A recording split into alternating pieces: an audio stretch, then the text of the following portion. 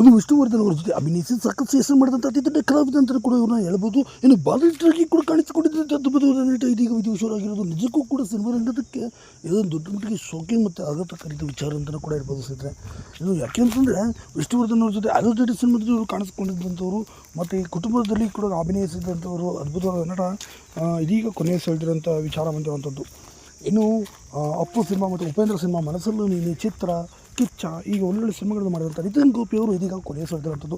Already 1993ರಲ್ಲಿ ಬಂದಂಥ block buster hit ಸಿನಿಮಾದಲ್ಲಿ ಇವರು ಅಭಿನಯಿಸಿ ವಿಷ್ಣುವರ್ಧನ್ ಅವರ ಜೊತೆ ಪುತ್ರ ಪಾತ್ರದಲ್ಲಿ ಮತ್ತು ಶಾಲೆಗೆ ಈ ದಿನ ರಜೆ ಎಂಬ ಸಾಂಗನ್ನು ಕೂಡ ಡ್ಯಾನ್ಸ್ ಮಾಡಿದಂಥ ಅದ್ಭುತವಾದ ಕಲಾವಿದ ಇದೀಗ ಕೊನೆಯ ಸೆಳೆದಿರುವಂಥದ್ದು. 34ನೇ ವಯಸ್ಸಲ್ಲಿ ಸಿನಿಮಾ ರಂಗದಿಂದ ದೂರವಾಗಲು ಸಾಕಷ್ಟು ವರ್ಷಗಳು ಕಳೆದರು. ಸಾಫ್ಟ್ವೇರ್ ಇಂಜಿನಿಯರ್ ಆಗಿ ಕೂಡ ಇವರು ಮಾಡ್ತಿದ್ರು ಸಹ ಇವರು ಅಭಿನಯ ಮಾಡ್ತಿದ್ದಂಥ ಸಿನಿಮಾಗಳು ಇಂದಿಗೂ ಕೂಡ ಅಜರಾಮರವಾಗಿದ್ದು ಅಂತ ಹೇಳ್ಬೋದು. ಹೌದು, ಇಂದು ಸಹ ಕುಟುಂಬ, ಅಪ್ಪು ಸಿನಿಮಾಗಳಲ್ಲಿ ಅವರ ಅಭಿನಯ ನೀವು ನೋಡ್ಬೋದು ಸ್ನೇಹಿತರೆ. ಇಂಥ ಅದ್ಭುತವಾದ ನಟ ನಿತಿನ್ ಗೋಪಿ ಅವರು ಇದೀಗ ವಿಧಿವಶರಾಗಿರುವಂಥದ್ದು. ಇವರ ಆತ್ಮಕ್ಕೆ